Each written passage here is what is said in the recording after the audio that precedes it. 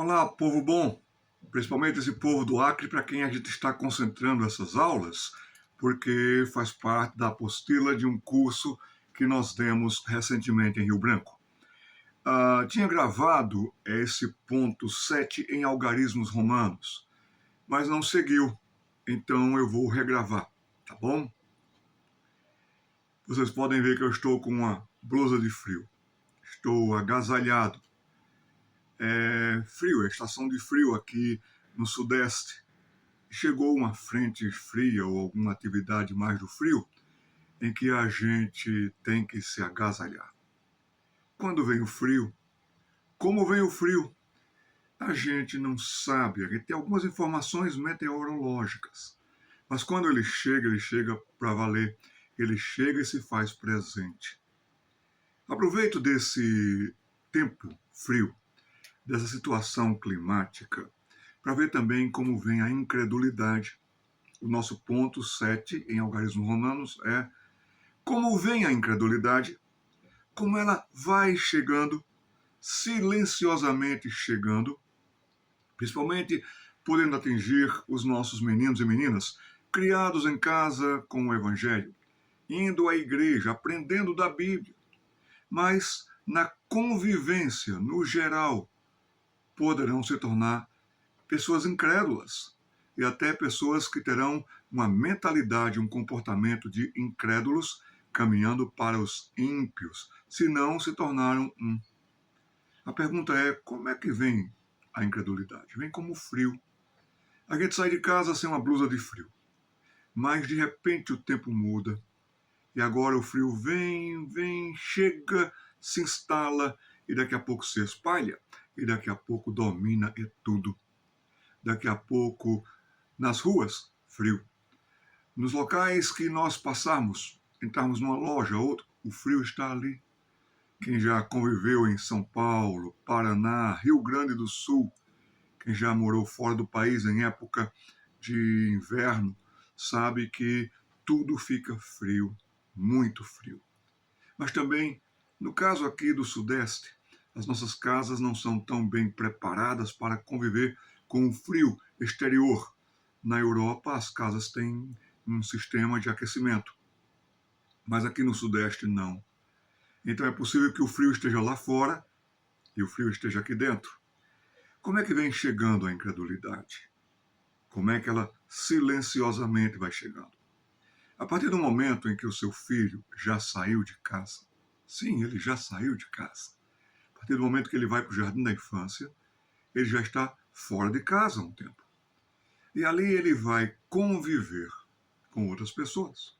Ali ele vai ouvir tantas coisas. Aquele garoto, aquela menina que tinha uma bela ingenuidade, uma infantilidade tão bonita, agora poderá ser maculada, contaminada com informações sujas ou com informações de propósito já para desviar da fé, desvirtuar da fé, trazer dúvidas.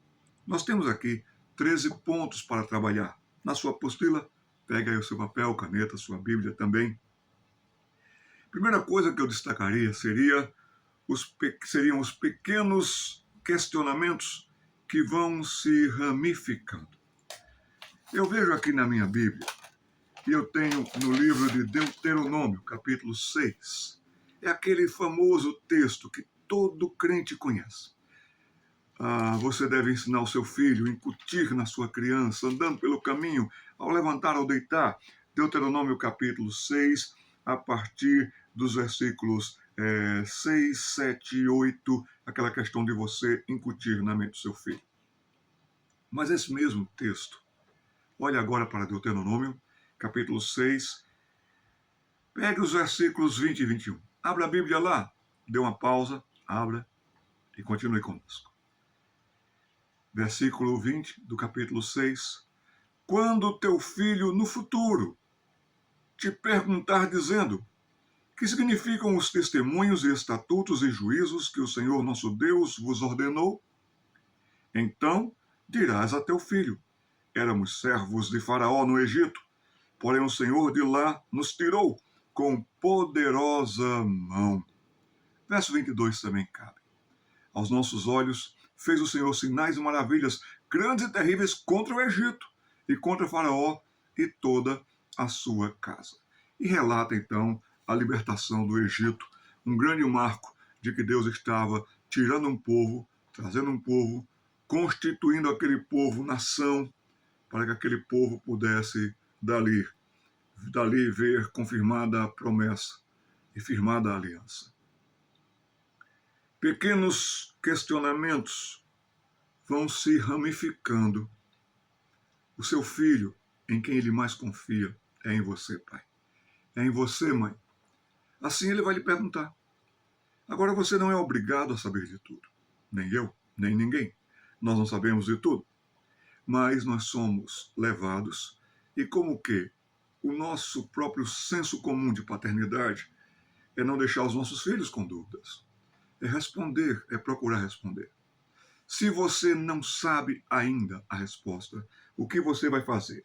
Você vai pegar papel, você vai pegar caneta e você vai tomar nota da pergunta do seu filho. Filho, deixa eu anotar aqui o que você tem essa dúvida. Você me perguntou tal dia sobre isso, coloque a data, coloque tudo isso. E você vai pesquisar. Em pesquisando, você vai procurar entender para responder da melhor maneira e adequadamente à capacidade que aquele seu filho tem. Depois, andando pelo caminho, assentado ou levantar, quando ele estiver mais adiantado, você pode até aprofundar mais nas respostas. Filho, está lembrado daquela pergunta que você fez para mim? Não estou, pai. Foi assim, assim, assim? Ou estou, pai. Então você vai poder aprofundar até mais, até porque você também vai pesquisar mais, não é verdade? Mas se você não responde, se você diz, depois eu respondo, e esquece. Se você não procura saber com pessoas que têm mais experiência, o seu pastor, um presbítero, professor da classe do seu filho, da sua filha, se você não se abastecer, consultar alguma coisa na internet, então aquela pergunta que o seu filho fez, que não teve resposta, aquela pergunta não vai desaparecer. Aquela pergunta vai se transformar em dúvida. Então, essa dúvida começa a virar questionamento.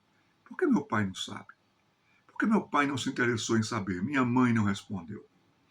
Por que eu fiz uma pergunta ao professor, ao pastor, e ele disse que depois respondia e não respondeu? O que é que está acontecendo? Então, esses questionamentos começam a ganhar ramificações. E vão indo, vão indo, vão indo. Pequenas perguntas poderão se transformar em grandes dúvidas. E lá na frente, a dúvida instalada, ela vai ter aquele efeito dominó. Também vai derrubando outros princípios e conceitos da Bíblia. Mas se eu não tenho segurança nessa resposta, como é que eu vou ter segurança nessa informação que me deram? Como é que eu vou saber que a Bíblia é a palavra de Deus? Como é que eu vou realmente pautar a minha vida em obediência a um livro que eu não sei se ele realmente já está antiquado, ultrapassado? Como é que é isso? E eles ouvirão bastante coisas. Também nas escolas virão os questionamentos, os dardos inflamados. Será que é mesmo? Será que dá para confiar mesmo na Bíblia? Ora, a Bíblia ela está ultrapassada. Será que o seu pastor, a sua religião não está querendo dominar a sua vida? Esses dardos inflamados virão exatamente para a cabeça. É por isso que a gente tem que usar toda a armadura de Deus. Eu quero dizer para vocês uma coisa muito bonita. A armadura de Deus também tem no tamanho infantil. Então, pequenos questionamentos que vão se ramificando, vão atingir o coração, a mente, trará dúvida. Então, não deixem os seus filhos e alunos com dúvidas. Tomem notas, levem a sério as perguntas que fizerem. O ponto 2. Afastamentos pequenos, mas constantes. Em primeiro lugar, nós vamos nos habituando ao depois. Depois eu leio. Depois eu faço. Hoje não deu para ler a Bíblia, mas amanhã eu vou ler 2 capítulos. Não estou agora com cabeça para orar, não. Então a gente vai deixando as coisas espirituais e eternas para um segundo plano. Daqui a pouco, 3º plano, 5º plano, 8º plano. Daqui a pouco, nunca mais a gente pega na Bíblia. Nunca mais a gente lê. A gente ora. Hábitos devocionais praticamente desapareceram de muitas famílias. Assistências aos trabalhos da igreja. Meus irmãos, é triste ver e notar que já fomos melhores em oração em comunidade, oração comunitária. Hoje o culto mais ausente é o culto de oração. Nós precisaríamos orar mais. Fazemos reunião online? Até pode ser, claro, mas eu digo para você, presencialmente é melhor. Esse hábito de sair de casa, de ir para a igreja, de participar com os irmãos. Eu moro aqui perto de uma igreja batista. Sempre que eu posso, que eu estou na cidade, eu corro lá e vou orar com os meus irmãos. Uma coisa que me entristece é ver que essa reunião regular, a idade média das pessoas que estão ali orando é de 50 anos para cima. Raramente vem um jovem, raramente temos um jovem presente. Quando convertido aos 17 anos de idade, uma coisa que eu aprendi com um tio meu que era da Assembleia de Deus foi orar. Ore, menino, dizia ele com seu timbre de voz, assembleiano até. Toda segunda-feira era a reunião de oração da nossa igreja presbiteriana lá em Caruaru, Pernambuco. E toda segunda-feira um grupo considerável de irmãos, eu diria quase a metade da igreja, se não mais, vinha orar. Os que não podiam vir orar é porque tinham estudo à noite, é porque estavam em deslocamentos, por algum outro motivo, enfermidade. Mas eu me lembro que a mocidade vinha em peso orar. Nós tínhamos até o grupo de oração. Nós esquecemos de orar. E isso vai fazer o quê? Veja só, questionamentos, esfriamentos, hábitos, bons hábitos cristãos que vão diminuindo, sendo relaxados. E isso não ficará sem brechas. O que vai acontecer é que a incredulidade começará a entrar por aí. Terceiro ponto, a baixa da guarda e das defesas contra o inimigo. O inimigo, ele é astuto, ele sabe como chegar. Serpentes não latem, serpentes não rugem, serpentes chegam astuciosamente. Já vimos filmes, quando assistimos aqueles documentários da natureza, aí tem um passarinho, aquele passarinho, ele está ali e a serpente já ouviu, e a serpente quer capturar aquele passarinho, e ela vai chegando, calculadamente vai se aproximando, e você fica com dor do passarinho, você fica, sai daí passarinho, e aí você fica torcendo para que aquele plano não dê certo. Naquela filmagem, o passarinho em tempo escapou, que bom! Mas na maioria das vezes não. Na maioria das vezes, a astuta serpente, capacitadíssima na hora de chegar, ela vem e captura. Pode capturar a mente através da mídia que ela tem, dos influencers que podem servi-lo, de pessoas que não têm o temor do Senhor e que trabalham, até sem perceber, mas trabalham para ele, o astuto, para o inimigo. Nunca se esqueça de que o inimigo é real. E se ele tentou a Jesus, o Filho de Deus, quanto mais a mim e a você. Não descuide do diabo. O diabo, ele estuda você. Vamos abrir a palavra de Deus na segunda carta de Paulo aos Coríntios, lá no Novo Testamento. Uma igreja, a igreja de Corinto, que tinha tanto e tudo para ser uma excelente igreja. Excelente igreja. Eu chamo de a igreja que mais poderia ter abençoado o mundo até hoje. Mas, infelizmente, a igreja de Corinto, que já até desapareceu em termos de Novo Testamento, em termos de ir mais adiante, essa igreja aqui, ela desapareceu, ela se perdeu. Ela descuidou. Foi a igreja que mais deu trabalho a Paulo. Foi a igreja que mais Paulo teve que repreender. Por quê? Porque era uma igreja que amava o mundo, que achava que dava para conviver com o mundo, mas principalmente foi uma igreja que descuidou do inimigo, descuidou do diabo. E como a palavra de Deus é viva e eficaz, 2 Coríntios capítulo 2, versículo 11 diz: Coríntios, acreanos, paranaenses, londrinos, japoneses, vocês aonde estiverem e vocês que fazem parte da igreja de Cristo, para que Satanás não alcance vantagem sobre nós, pois não lhe ignoramos os desígnios. Paulo também aqui se incluiu o nós.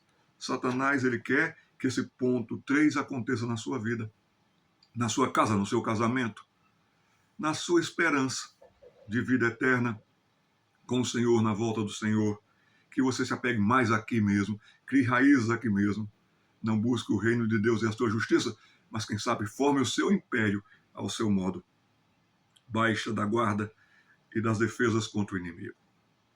A incredulidade também vai chegando, ponto 4, quando os pais não acompanham, quando também os pastores e professores não acompanham. Eu fico triste porque poucos pastores vão ao departamento infantil. Poucos pastores dão aula para as crianças. Nós afirmamos, não tem um jeito, não é uma questão de jeito, é uma questão de obediência. Cabe a você, pastor, procurar mais, ler mais, treinar, por que não? Usar palavras que você sabe que atingirão aquele grupo que se diz 7 anos, 7 anos. Se 12 anos, 12 anos. Não trate quem tem 12 como quem tem 7. Isso fica até ridículo para você. As etapas da vida são essas. Tragam assuntos pertinentes. Teve um pregador inglês, de quem eu sou fã, J.C. Ryle. Um gênio, tem muitas coisas escritas dele, você pode procurar aí na internet. O Ryle se escreve com R-Y-L-E. J.C. Ryle pregava para as crianças. Spurgeon pregava para as crianças.